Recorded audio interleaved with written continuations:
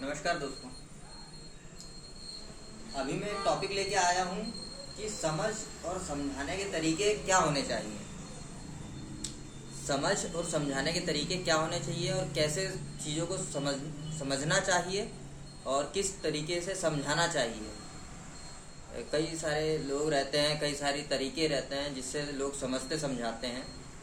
अब जैसे कि एक उदाहरण है, किसी ने बहुत पहले एक बहुत गहरी बात की थी कि कुछ पाना है तो कुछ खोना पड़ता है, कुछ पाना है तो कुछ खोना पड़ता है। मगर ये बात बहुत कम तरीके से लागू होती है।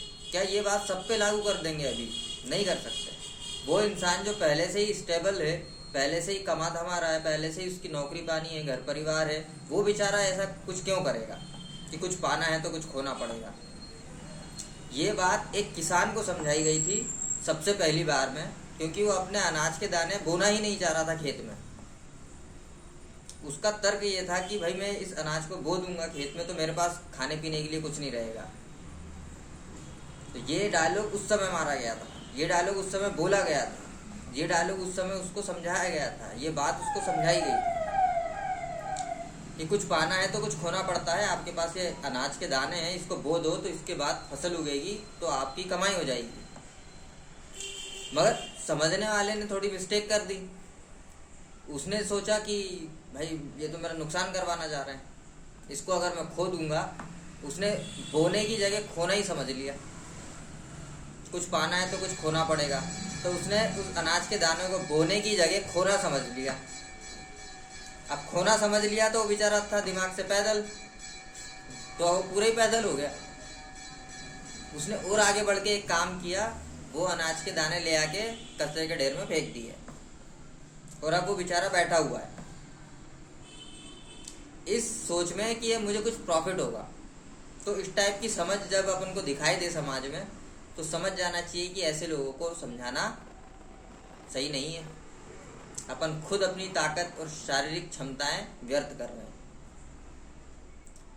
क्योंकि अगर कोई जानबूझ के ही बातें न समझना चाह रहा हो, अपन समझा किस कॉन्टेक्स्ट में रहे हैं, बातें क्या चल रही हैं और व्यक्ति का दिमाग किस जगह दौड़ लगा रहा है। अपन बातें करते हैं किसी व्यक्ति से, कुछ पाना है तो कुछ खोना पड़ेगा। अब ये डायलॉग बस एक रट लिया और बस बोले जा रहे हैं। बस बोलना कहाँ है, क्या नहीं, किस जगह नहीं बोलना है, ये पता ही नहीं रहता है। अब फॉर एग्ज़ाम्पल कुछ बच्चे ऐसे रहते हैं जो हिंदी पढ़ते हैं, कुछ बच्चे इंग्लिश पढ़ते हैं, कुछ गणित पढ़ते हैं। अब गणित के बच्चे ये कहते हैं कि सर आप हमें अंग्रेजी में ही समझाओ, मगर वहाँ हिंदी मीडियम के भी बच्चे रहते हैं, वो बोलते हैं हमें हिंदी मीडियम में भी समझाओ। तो कई बार क्या समस्या ऐसी आ जाती है कि हिंदी और इंग्लिश दोनों में समझाना पड़ता है। अब वहाँ पर कोई ये तर्क दे दे कि सर आप जब हिंदी में समझाते हो तो हमारा दिमाग से सब गायब हो जाता है, क्योंकि हम इंग्लिश मीडियम के, हमें इंग्लिश में ही समझ में आता है। और जैसे आप उसकी हिंदी बता देते हो तो हमारे दिमाग से सब इंग्लिश हिंदी सब गायब हो जाता है। तो ये एक बेवकूफ़ाना तर्क है। मेरे कई दोस्त लोग थे, मेरे बैचमेट्स, मेरे ग्रुप के लोग, तो उनमें इसी टाइप की डिबेट्स चलती रहती थी कि यार पढ़ते हैं पर याद नहीं होता है। तो वो इसीलिए नहीं होता है क्योंकि हम पहले से तकियानुसी ख्यालात दिमाग में रख के चलते हैं। पहले से हमने कोई किसी के बारे में कुछ अवधारणा बना ली है और वही दिमाग में रटे जा रहे हैं बस कि अगर ऐसा होगा तो ऐसा होगा। तो वो उसको समझदारी नहीं कहते हैं, उसको कहते हैं बस एक फॉर्मूला बेस्ड कार्य किए जा रहे हैं अपन। तो वो भी सभी जगह लागू नहीं होता, वो भी एक न एक जगह ऐसा आ जाएगा कि फॉर्मूला बेस्ड काम नहीं करना पड़ेगा। फॉर एग्जाम्पल, हम शादी ब्याह करने जा रहे हैं, मांग में सिंदूर भरना है। अब कोई गणित का प्रोफेसर वहां पर इंची टेप लेके थोड़ी ना नापातोली करता रहेगा कि यार 2 इंच सिंदूर भरूंगा, 4 इंच सिंदूर भरूंगा। अगर ये काम कर लिया तो मतलब फिर तो बेवकूफ़ी है। मतलब इसको समझदार व्यक्ति होना थोड़ी कहेंगे, इसको पढ़ा लिखा व्यक्ति होना थोड़ी ना कहेंगे। इसको तो कहेंगे कि जरूरत से ज़्यादा पढ़ लिया अपन ने, ज़्यादा दिमाग चल रहा है अपना, अपन हर जगह शो ऑफ करने में लगे हुए हैं अपने आप को। और सभी जगह शो ऑफ करना मतलब बेवकूफ़ी होती है। हमने 2 गिलास पानी पिया, फिर 4 गिलास कुछ किया, क्यों? क्योंकि कहीं पर ऐसा ही होता है, रिसर्च इसी को कहते हैं। अब वो इंसान जिसको रिसर्च करने से कोई फायदा होना ही नहीं है, वो किस बात की रिसर्च कर रहा है। अब मैं ये बोलूं कि वन विहार वाले वनों में पाए जाने वाले जीव जंतुओं पर रिसर्च कर रहे हैं उनकी देखभाल के लिए, तो समझ में भी आता है। अब मैं उसको रिवर्स कर दूंगी, जंगल में रहने वाले जंगली जीव वन विहार के कर्मचारियों पर रिसर्च कर रहे हैं, तो मतलब ये तो बेवकूफ़ी हुई। समझ रहे हो, बातों को समझ रहे हो?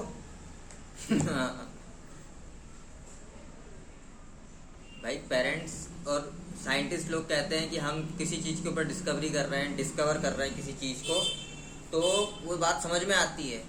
अब मेरे घर के लोग अगर ये बोलने लग जाएं कि भाई मैं न तो साइंटिस्ट हूँ न कुछ हूँ, पर मैं हिग्स बोसोन कण के ऊपर डिस्कवरी करना चाहता हूँ, अपने घर में प्लांट लगाना है, तो मतलब ये तो महा पेदल बुद्धि वाला मामला हुआ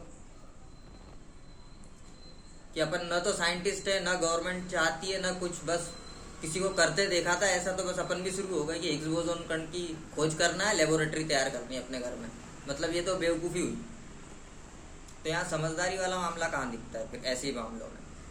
समझदारी वाला मामला तो उसे कहेंगे कि पहले आप पढ़ो लिखो, उस चीज़ की जानकारी लो, फिर किस तरीके से अपन रिसर्च कर सकते हैं वो समझो, फिर ये पता करो कि रिसर्च करने के लिए किन किन चीज़ों की और साधनों की और नियमों की आवश्यकता पड़ेगी, वो पता करो, उसके बाद में अपन कुछ काम कर सकते हैं। अदरवाइज फिर वही मामला हुआ कि भाई कुछ पाने के लिए कुछ खोना पड़ता है, तो जनाब गए पोटली भर के अनाज लेके गए और कचरे के ढेर में फेंक आए, तो मतलब कहाँ से फसल उगेगी? अब इस टाइप की मानसिकता अगर बार बार रिपीटेड हो रही है अपने सामने, तो फिर मतलब वहाँ से थोड़ा दूरी बना लेना चाहिए। क्योंकि अपन समाज में रहते हैं और समाज में इस टाइप के कई लोगों से रोज मिलना जुलना होता है अपना, कई रिश्तेदार, कई दोस्त यार। और अगर आप सही तरीके से अपने मानसिकता को बनाए रखना चाहते हो तो हमेशा सही और गलत दोनों को तौल के काम करना चाहिए किसी भी कंटेक्स्ट में। दिमाग के दो हिस्से होते हैं, लेफ्ट और राइट, उन दोनों का एक साथ सही तरीके से कार्य करना जरूरी है। अगर वो एक साथ सही तरीके से कार्य नहीं कर रहे हैं, मतलब कि दिमाग में कुछ खलल है, दिमाग में कुछ समस्या है। क्योंकि जब दिमाग के दोनों हिस्से और तीनों बुद्धिमत्ताएं दोनों हिस्सों के साथ में एक साथ मिलकर काम करती है, तो ही कहा जाता है कि दिमाग आपका स्टेबल है, सही तरीके से कार्य कर रहा है और बाकी के सभी शरीर के अंगों को सही तरीके से फंक्शन ऑर्गेनाइज करवा रहा है और कार्य करवा रहा है। तो समझ बढ़ाएं और उसके लिए सोच विचार करें। कोई भी सोच विचार करने के लिए कोई भी टॉपिक ले लें, कोई भी एक टॉपिक उठा लिया, उस पर सोच विचार कर रहे हैं। अब अगर अपने दिमाग को कंट्रोल करना नहीं आता है अपन को, तो फिर ऐसे डिबेट में नहीं पढ़ना चाहिए। अगर अपन खुद अपने दिमाग को कंट्रोल करना सीख चुके हैं तो फिर अपन को ऐसे डिबेट में जाना चाहिए। अदरवाइज उसके साइड इफेक्ट भी होते हैं कि सोच विचार करने बैठे और फिर सदियाँ गुजर गई और सोच विचार ही चल रहा है, तो ये एक गलत अवधारणा हो जाती है। किसी भी चीज़ को पर्टिकुलर एक टॉपिक के तहत लेना चाहिए, समझना चाहिए, वरना दुनिया बहुत विशाल है, ब्रह्मांड बहुत बड़ा है।